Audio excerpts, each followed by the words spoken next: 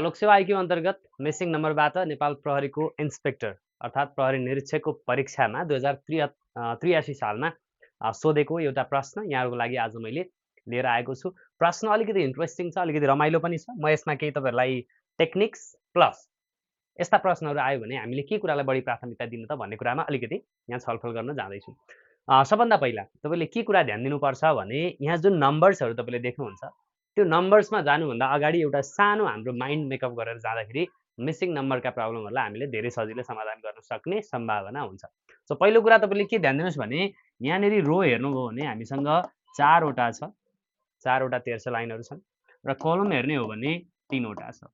So तपाईँले के कुरा चाहिँ बुझ्न सक्नुहुन्छ भने यदि 4वटा रो दिएको छ अर्थात् 4वटा सङ्ख्या जतातिर दिएको देखिन्छ त्यतैतिर हाम्रो ध्यान हुनुपर्छ। अर्थात् हामी यो 4वटा सङ्ख्याहरूबाट सम्बन्ध स्थापना गर्ने पहिलो प्रयास गर्छौँ। यदि त्योबाट भएन भने हामी रोमा जान सक्छौँ।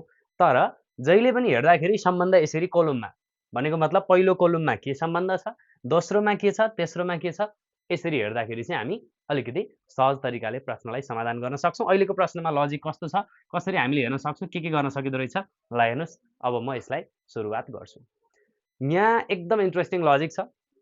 यहाँ हेर्नु होला, यो 3 र यो 18 दुईटालाई मैले हेरेँ भने 3 ले 18 बनाउनलाई अथवा 18 लाई 3 बनाउन 6 ले भाग गर्नुपर्छ, 3 लाई 18 बनाउन 6 ले गुणन गर्नुपर्छ, जे भने पनि कुरा मिल्यो।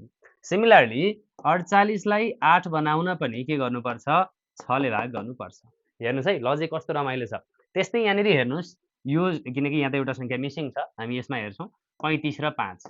हेर्नुहोस्, यो 35 लाई 5 बनाउनु पर्यो भने डिभाइडेड बाई 7 गर्नुपर्छ भने यहाँ पनि हेर्नुहोस् 28 लाई 4 बनाउन डिभाइडेड बाई 7 गर्नुपर्छ। द्याट मिन्स हरेक पटक के छ भने माथिको दुईटा नम्बरमा जुन रेसियो देखिन्छ उल्टोबाट तलबाट हेर्दा तलको दुईटा सङ्ख्यामा पनि त्यही रेसियो देखिन्छ। भनेपछि त्यस्तै तरिकाले हेर्ने हो भने अब हेर्नुहोस् 24 बाट 6 बनाउनु पर्यो भने 4 ले भाग गर्नुपर्छ, डिभाइडेड बाई 4 गर्नुपर्छ।